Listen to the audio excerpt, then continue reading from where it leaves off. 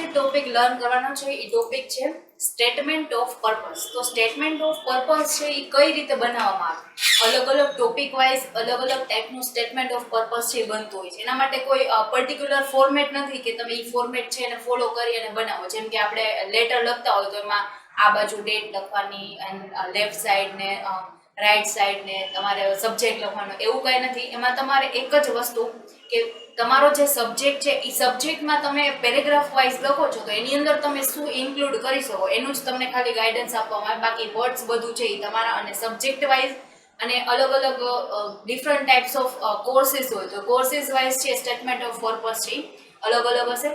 હવે આપણે પહેલાં જોઈ લઈએ કે એ છે શું, બરાબર. સ્ટેટમેન્ટ ઓફ પર્પસ શું છે તો ફર્સ્ટ આપણે જે લર્ન કરશું એ થિયરી લર્ન કરવાની છે. What is the SOP? Statement of purpose શું છે? An SOP is a long essay required by universities abroad and nowadays some of the Indian universities during the application process. તો application process દરમિયાન જે આપણે જે universities છે બરાબર abroad છે અથવા તો એની પાસે જે અત્યારે કરંટ સિચ્યુએશનની અંદર આપણે જે ઇન્ડિયન યુનિવર્સિટીઝ છે તો એ લોકોની તમારે એની અંદર એન્ટર થવું હોય તો તમારે જે સ્ટેટમેન્ટ ઓફ પર્પસ આપવું પડે કે જે વન ટાઈપ ઓફ એસે છે એસેમાં 3-4 પેજીસ હોય તો આપણે એટલું બધું નથી લખવાનું, બટ એમાં 1 or 1.5 પેજીસની અંદર તમારે બધું લખવાનું છે કે જે એપ્લિકેશન તમે કરો ત્યારે છે આ એસઓપી તમારે એને આપવાનું હોય છે. It is an essay that's one of the most important aspect of your application because it tells the admission committee who you are applying, who you are a good candidate and what you want to do in the future.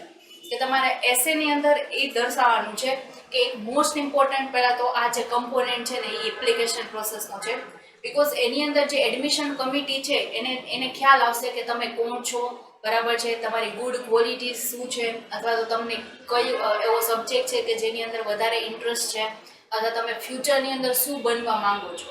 The SOP reflect not only who you are as a candidate but your writing abilities as well.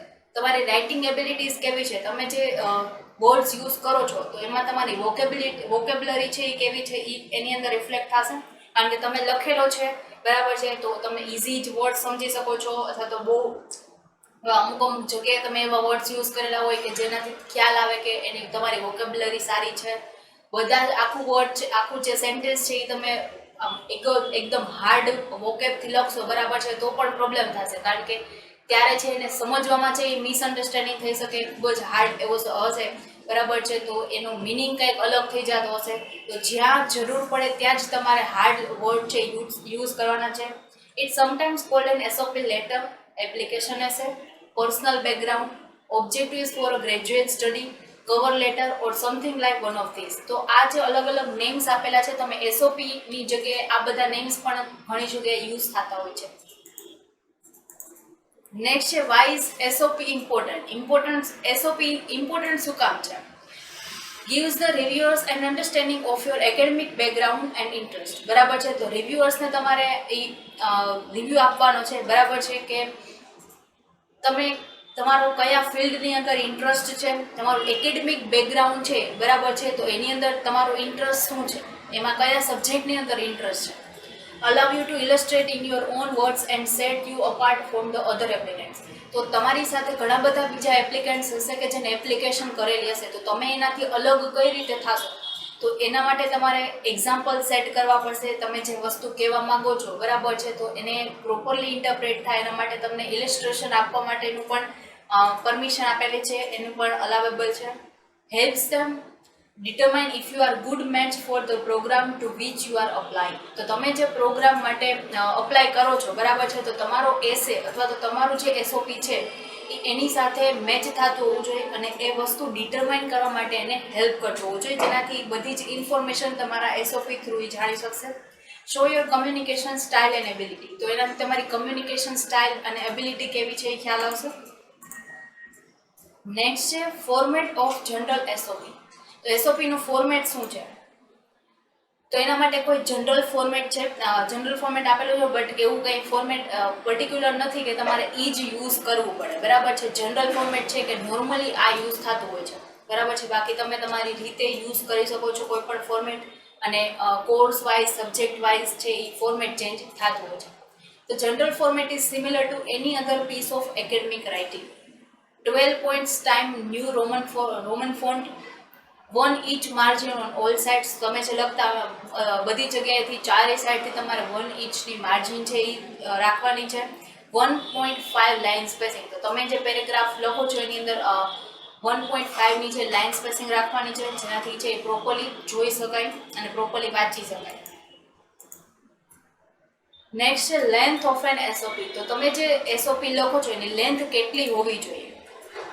Though the length of the SOP document may vary as per university specific requirement. તો યુનિવર્સિટીને તમારી પાસેથી કેટલી ઇન્ફોર્મેશનની requirement છે એના ઉપર એનું length છે એ ડિપેન્ડ છે.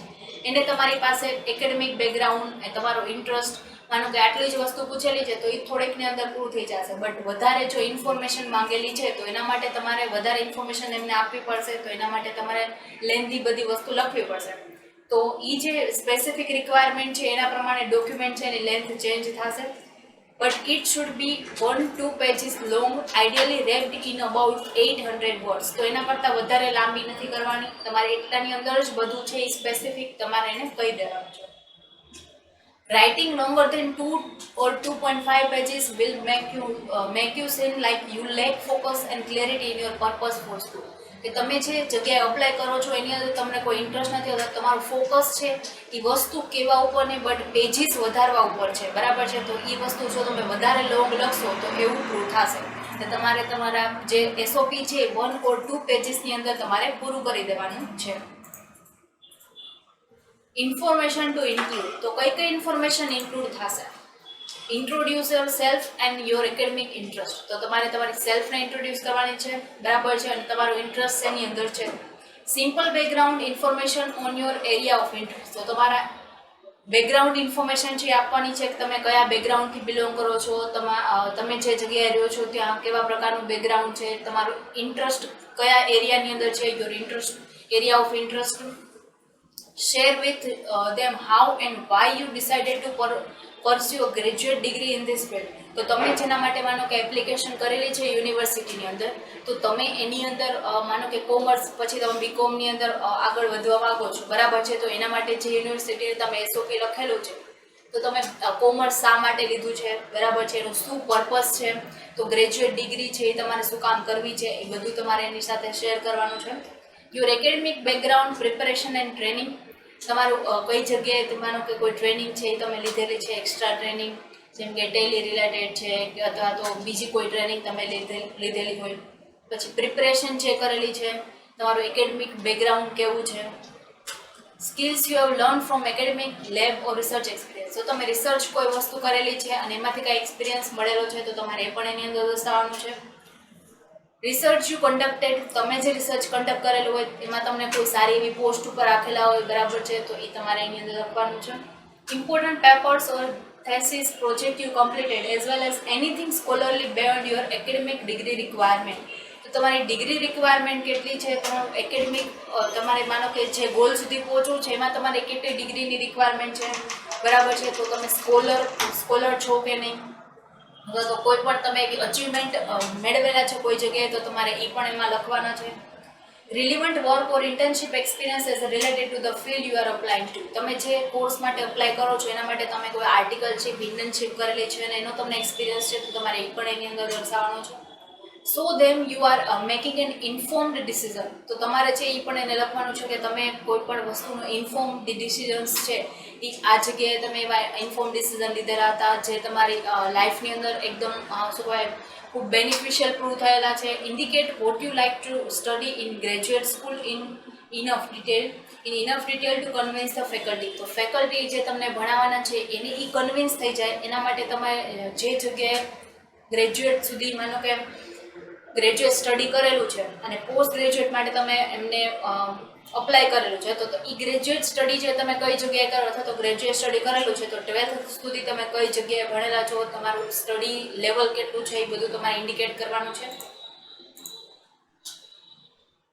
Show them that you have thoroughly researched the program, its faculty and research focus area and why you are applying to this program specifically. તો તમે આ પ્રોગ્રામમાં સ્પેસિફિકલી આ એરિયામાં શું કામ તમે અપ્લાય કરો છો એ પણ તમારે એમને બતાવવાનું છે. રિસર્ચ પ્રોગ્રામ તમે કોઈ અટેન્ડ કરેલા છે, તમે રિસર્ચ કરેલું છે, તમે કોઈ વસ્તુ ઉપર પીએચડી કરેલું છે, તો એ કાંઈ પણ ડિગ્રી છે તો તમારે મેન્શન કરવાની છે. Describe why you are good fit for the program and why the program is good fit for you. તમે આ પ્રોગ્રામ માટે ગુડ ફિટ છો, બરાબર છે, તમે એના માટે ફિટ થાવ છો એવું તમે શું કામ કહી શકો, અથવા તો આ પ્રોગ્રામ તમારા માટે ફિટ થાય છે એવું તમે કઈ રીતે કહી શકો એ પણ તમારે એને બતાવવાનું છે કે તમે આ પ્રોગ્રામની અંદર આવો છો તો શું બેનિફિટ છે, બરાબર છે, અથવા તો તમે એની અંદર એવું શું કન્ટ્રીબ્યુશન આપી શકશો. If there are specific faculty you are interested in working with, check the program's SOP instruction and determine how best to mention this in your essay. તો તમે જ્યારે એસે લખો ત્યારે તમારે એકવાર એ પણ જોઈ લેવાનું કે યુનિવર્સિટી જે તમે એસે લખો છો એની શું રિક્વાયરમેન્ટ છે, એને શું આપેલું છે કે જે એ વસ્તુ ચેક કરવા માંગે છે, તો એનાથી તમે વધારે બેસ્ટ વસ્તુ છે એ તમે એમને આપી શકશો અને મેન્શન કરી શકશો. Are there any aspect of the program that are of particular interest to you? For example, opportunities for collaboration with other outside the institution, research centers associated with the program. માને કોઈ science તરીકેની કોઈ lab છે કે જેને સાયન્સની કોઈ school છે તો એને કોઈ લેબ સાથે કોલેબોરેશન કરવું છે, બરાબર છે, તો એની અંદર એને કઈ કઈ ઓપોર્ચ્યુનિટી મળી શકે એમ છે, બરાબર છે, એ એવી કઈ વસ્તુ કરી શકે એમ છે કે જ્યાં પણ એ કન્ટ્રીબ્યુટ કરી શકે. તો તમારું પર્ટિક્યુલર કઈ ટાઈપનો ઇન્ટરેસ્ટ છે એ પણ તમારે એને દર્શાવવાનું છે. Include information that is important to you outside of the program. આ પ્રોગ્રામની બહારના કયા વસ્તુ એવી ઇન્ફોર્મેશન છે કે જેની અંદર તમને ઇન્ટરેસ્ટ છે અથવા તો ઇમ્પોર્ટન્ટ છે, બરાબર છે, outside the program. Professional goals and share any extra curricular opportunities you have had that show leadership ability to work with the diverse group of people, teaching skill etc. કે તમારી પાસે extra curricular કેવી opportunity છે તમે share કરી શકશો, બરાબર છે, કે લીડરશિપ બતાવતી હોય અથવા તો એવી એબિલિટી બતાવે કે જે અલગ અલગ ટાઈપના ગ્રુપ ઓફ પીપલ સાથે પણ ડીલ કરી શકે. ટીચિંગ સ્કિલ્સ છે એ તમારી પાસે છે, અથવા તો એવી એક્સ્ટ્રા કઈ કરિક્યુલર એક્ટિવિટી કરેલી છે જેનાથી તમારી એક્સ્ટ્રા એબિલિટી છે એ ડેવલપ થયેલી છે, તો તમારે એ પણ એની સાથે શેર કરવાની છે. તો આ અલગ અલગ ઇન્ટરેસ્ટની તો અલગ અલગ ઇન્ફોર્મેશન છે કે જે તમે એસઓપીની અંદર ઇન્ક્લુડ કરી શકો છો. નેક્સ્ટ છે structure of SOP and a guideline, કે તમારે પેરેગ્રાફ લખવાના છે તો માનો કે સ્ટાર્ટિંગના પેરેગ્રાફમાં શું લખશો, મિડલ ઓફ ધ પેરેગ્રાફમાં શું લખશો, લાસ્ટમાં શું લખશો, બરાબર છે. તો ફર્સ્ટ પેરેગ્રાફ છે એની અંદર તમારે લખવાનું છે who are you and what do you want to do. તમે કોણ છો, તમારું બેકગ્રાઉન્ડ, તમારો ઇન્ટરેસ્ટ, બરાબર છે, એ બધું લખવાનું છે. અને તમે શું ભવિષ્યમાં તમે શું બનવા ઈચ્છો છો, બરાબર, what you want to do in a future.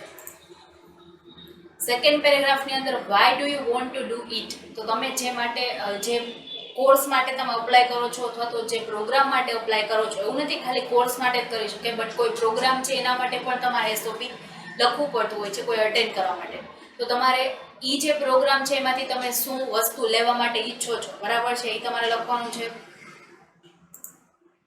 Third પેરેગ્રાફની અંદર why are you the right candidate for the program, તો આ પ્રોગ્રામ માટે તમે રાઇટ કેન્ડિડેટ છો એવું તમે મને એક્સપ્લેન કરો કે શું કામ તમે આ પ્રોગ્રામ માટે રાઇટ કેન્ડિડેટ છો, તમે આની અંદરથી એવું શું ઇમ્પોર્ટન્ટ વસ્તુ છે એ ગ્રાસ્પ કરશો. ફોર્થ પેરેગ્રાફમાં યુ કેન ડિસ્ક્રાઇબ એની other experience you have had help you decide on your specific area of the study or the graduate study in the general.